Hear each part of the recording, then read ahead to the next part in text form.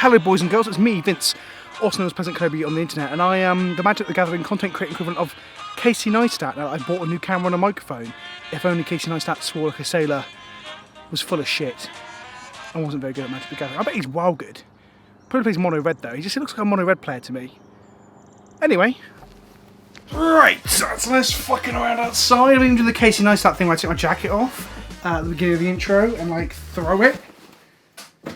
He'd probably smash his camera halfway through this video as well because, well, you know, big YouTube money. It's not quite there yet. Anyway, I can't quite spin properly in here because I'll probably knock something over. Let's talk about some Magic. Oh, first, sponsors.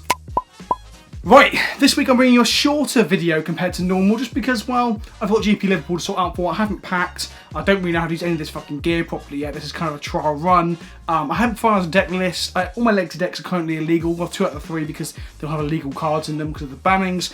Yeah, I'm really not fucking ready, and we're leaving Thursday morning early as well. So I've got one more day to sort myself out. And John's probably getting in the way as well and tell me that he wants to watch fucking movies and stuff. John! Magic and YouTube's important, John. Fuck off, John. Anyway, this week's list looks a little bit like this. So Eternal Witness will probably end up in the main board for Liverpool. We have 3 Scoozes, a concession to Dredge and KCI. That might even go up to 4 as the correct number in the main board. We have 2 of the new Hotness in Night of Autumn. But other than that, one a very standardised version of Green, White, Death and Taxes. For those of you who don't know what Death and Taxes is by now, well, firstly, welcome to the channel. I'm Vince, and I'm one hell of a handsome bastard. But secondly, this is a white wound deck of sorts. We look to disrupt our opponent through mana denial and taxing effects, and then capitalise on the stumbling this causes to smash face from the assortment of creatures that create pressure and value. Value is kind of like value except sexier. Be completely frank. Where'd you come from? I don't feel that this deck is very well positioned right now. Matchups like Humans, Spirits and Dredge really aren't good for us, but this deck is what I know best and I enjoy playing it the most, so it's what you've got today and it's what I'm probably going to play on the weekend. I think Wedge is on Mono Blue Tron and Dennis has never played a game of fucking Modern in his life, or maybe he might have played 5 total games of Modern, so we're fucked either way. Personally, I have a lot of issues with Modern right now. Sometimes it can be outright infuriating with how fast, efficient and consistent some of those combo and other degenerate decks can be. I'll talk more about this in next week's episode of Dies to Removal with the Professor, so for that reason I'm not going to go into it massively here, but long story short, Twin did nothing wrong. Don't forget kids, this content and all content on this channel is brought to you by the love, support and kindness of my patrons, the largest of which can be seen on screen right now. You can join their ranks and hang out on the Discord for just $2 a month. That goes towards keeping the lights on and putting food on the table. So don't be shy, come hang out, just don't drink the wine, or you'll never leave. On top of that, of course, MTG traders have been here since the beginning, helping me out with cards to play 24-hour charity streams, wild brews, and top tier shit that makes me sometimes feel a little bit dirty. Dirty Dredge. If you want to support the channel indirectly whilst also picking up some cards to play these decks, you can pick up your digital cards from MTGO Traders and your physical cards from CapeFearGames.com using the discount code on screen, GGGetWrecked, all capitals, no spaces, for 8% off your PayPal order. This in turn helps to support the channel and allows you to get a discount when buying cards from the best sites around. It's a win-win situation, or what the kids are currently calling a yeet yikes fam, I think. Man, I'm getting fucking old. And of course, my love extends to the folks over at CardsFit as well to support the channel and my ongoing endeavour to make silly, whimsical, feel-good Magic content. But in spite of this, one day, we will all die alone. So let's get on to today's game, shall we? We start out with a hand that even the jolliest of daytime morning TV presenters would describe as complete and utter fucking dog shit. We mulligan because Magic allows for such liberties. Much better. Turn 1 Vial into turn 1 of 3 differing hate bears depending on the matchup. Against Storm, Thalia is at a premium with Arbiter not being too shabby either. Against Living End, KCI or Dredge we have Scooz as our route to victory. Or if we draw a Ghost Quarter, the catches just might be in the business for strip mining some fools. We lead Thicket into Magic's very own Pokeball, Aether Vial. Our opponent suspends their search for tomorrow off for Stomping Grounds, and whilst Charbelcher seems to be on the up in popularity in recent weeks, mainly in part to Saffron Olive probably, this isn't a foil rush in Stomping Grounds, so it's probably not Belcher. In all seriousness, a green source into search for tomorrow means that we assume this is some form of Scapeshift. I feel that we have a solid matchup against traditional Scapeshift decks due to the abundance of search hate in our deck. However, if it's some form of Titan Breach each variant, then our deck struggles a bit more against them. I play out Thalia. Whilst Arbiter is better on the whole in this matchup, Thalia is good at drawing out the removal to allow Cat Jesus to lord over our opponents like the cocky second coming of Christ that he is. Also, if they were to bolt Thalia here, it takes them a whole turn to do so, whilst Arbiter dies to a bolt and still allows them to spend mana to other things. This is actually a tempo play. They play a tap land. I've never wanted to draw a Ghost Quarter more in all my fucking life. We don't find a quarter. Sometimes life gives you nobles, so you have to make an Exalted Thalia and slap them upside the head.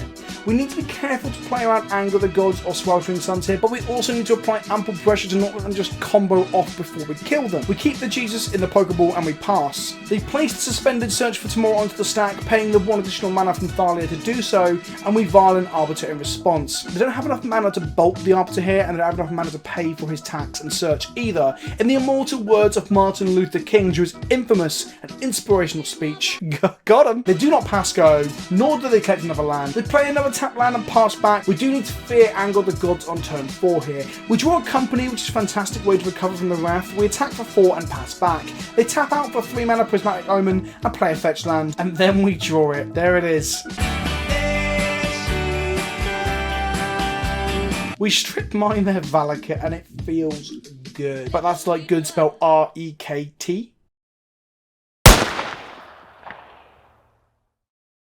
In for 4 damage, taking them to 6. They float some mana, crack their fetch, don't click on Arbiter to pay beforehand, don't manage to search their library, and they scoop it up.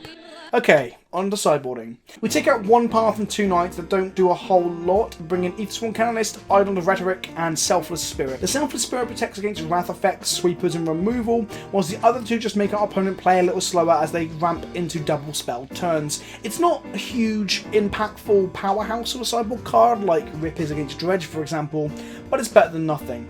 There is an argument for keeping the knights in to be able to destroy stray Prismatic Omens, but I don't know how impactful that is when we're on the draw. Game 2, from them we see Fetchland, Crack, Forest, Search for Tomorrow, Suspend. Their name is TX Epi.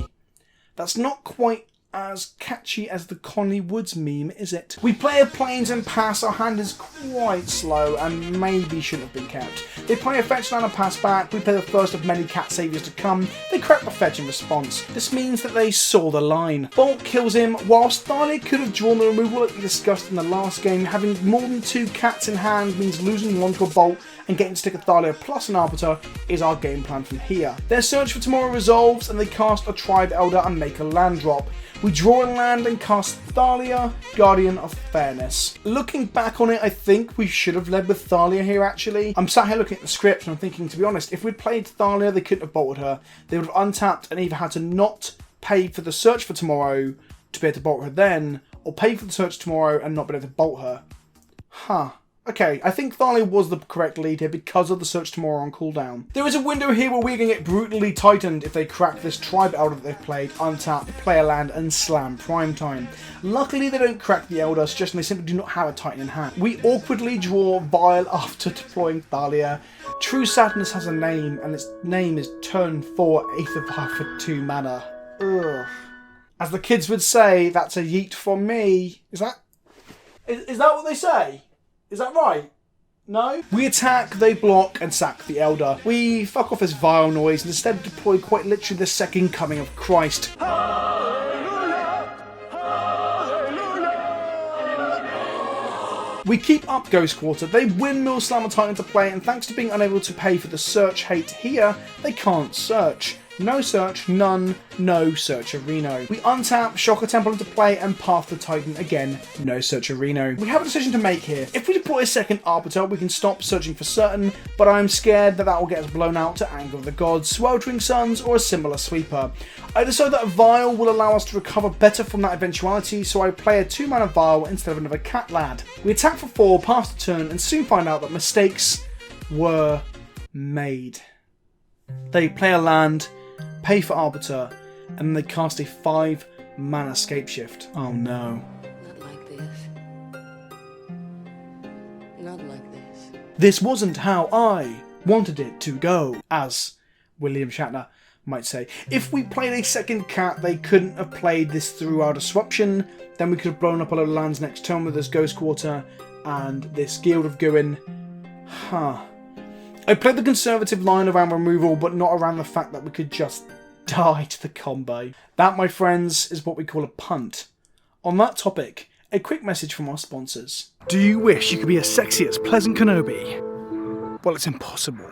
However, there is still hope. New from PleasantKenobi. Are you tired of not being able to go outside for fear of looking like an absolute scrub? Do you long for days when your ineptitude isn't painfully obvious due to your lackluster appearance? Then you need the new t-shirt from PleasantKenobi! For the low price of £21, you can be the envy of all of your peers and finally pluck up the courage to talk to Linda in finance, who you've harboured a crush for roughly 5 years.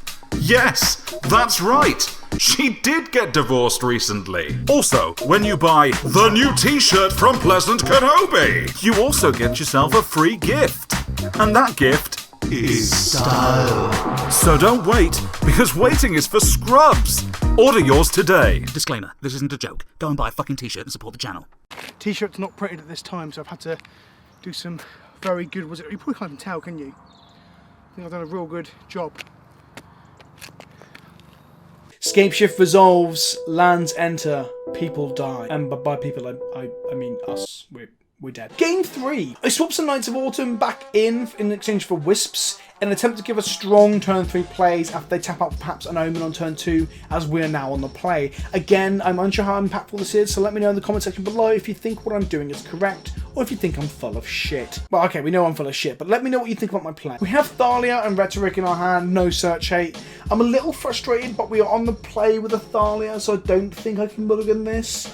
We play Tap Land Go, which feels bad in a deck with 4 Eight of Isles and 4 Noble Hierarchs. They play a fetch and pass, and we slam Thalia number 1. They play a land and pass. I assume they have end step Bolt for our Thalia here. So, okay. We get in for 2, no bolt. We play an Idol of Rhetoric, and they fetch in response, playing around a potential Mind Sensor, I think. No bolt from them. They play a tap Valakut and pass back. We attack for 3 and don't play anything else out into a Wrath. Maybe I fear Sweep is too much in this matchup. They play a 3-mana Carney Heart Expedition. To clarify, that's not an expedition version of Carney Heart Garden, as there isn't one, but instead the Fringe Scapeshift tech, Carney Heart Expedition, an actual card. Not confusing at all. We play a 5th land, and now we have Collected Company online to allow us to company into a search hate in response to the Titan or Scapeshift, or recover from a Wrath if that comes next. We take them to 11 with this turn's attacks, and I'll be firing off one of these companies in their end step regardless of what happens next turn. They play an Elder.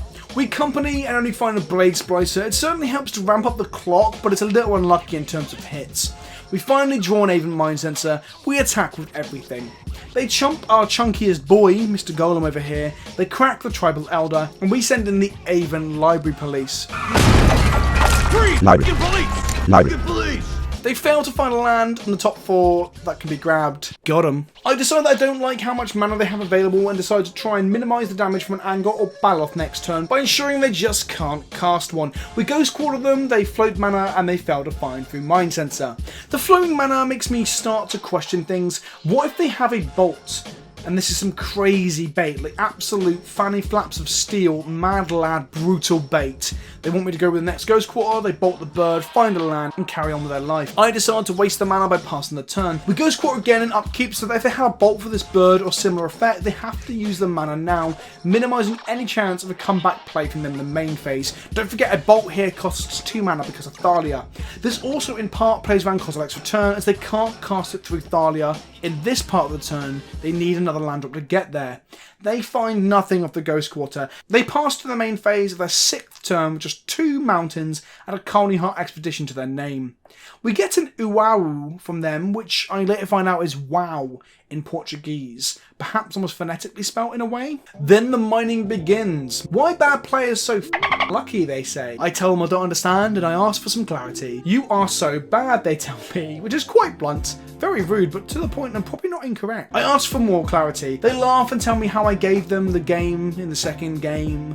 Looks like we both noticed that. Well done. Your powers of observation are strong there, sir. The irony of all this is they didn't know what was in my hand in that second game. I had the correct line in hand. Unless they're psychic and they could see that, who knows? I explain my logic and acknowledge the punt.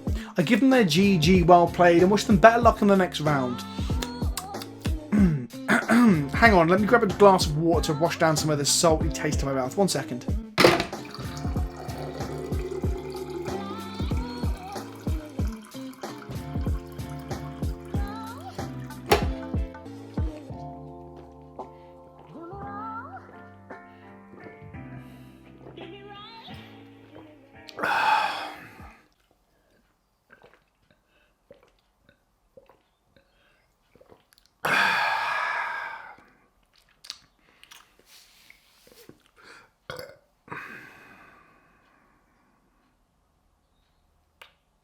look, we all get tilted, we all get unlucky, we all punt, and we all get outplayed. The important thing is to try and not point that salt at people. Don't weaponize it into some fucking force for evil, and don't make other people uncomfortable or feel like shit.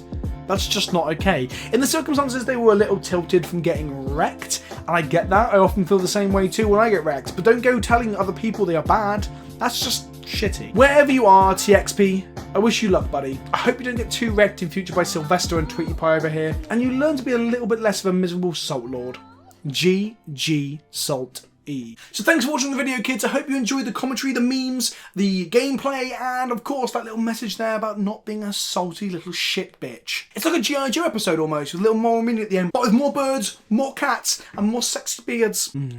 I've been Vince, also known as PleasantKenobi. Thank you for watching. Please leave a comment below to let me know which part of the video you enjoyed the most, or if there's anything you want me to do in future that I haven't done already in terms of gameplay. Don't forget to like the video as well, because that really fucking helps. Hit the subscribe button if you haven't already, and hit the bell icon to know when I put stuff up, because YouTube is shit at telling people that stuff. There is a link in the description below to the t-shirts. I'm not joking, this is a t-shirt punt on here with my logo attached to it. I made it all myself. There'll be an advert up on the channel as well. That advert that was in there, that'll be cut down and put on the channel as well, to inform more people that might miss this video as well of the t-shirts. They are limited run, they've only got to the 11th of December to go, and then they are gone, and I probably won't put them back up again. There'll be maybe a new one sometime next year, but yeah, pick them up. Limited edition merch, and it helps support the channel as well. I'm doing this as a full-time gig now, so yes, I'm going to be shilling all over the fucking shop. Wizards can pump money into my bottom, and I'll fire it out of my piss hole. Oh, and on that note, firing shit out of my piss hole, GP Liverpool. I will be at GP Liverpool this weekend. If you want to come along and say hi, get a selfie, just chat about shit and tell me how great I am, then please do. But all jokes aside about being a bit of a big-headed twat, actually speaking to people that enjoy the content makes the creative endeavour all that more fulfilling, so please do come and say hi, do not be shy. I'm going to be playing in the main event with Wedge and Dennis, but again, between rounds, come and say hi. On that note, here's some links to some other shit that I've made. Watch the videos, enjoy, and I'll speak to you all very, very soon.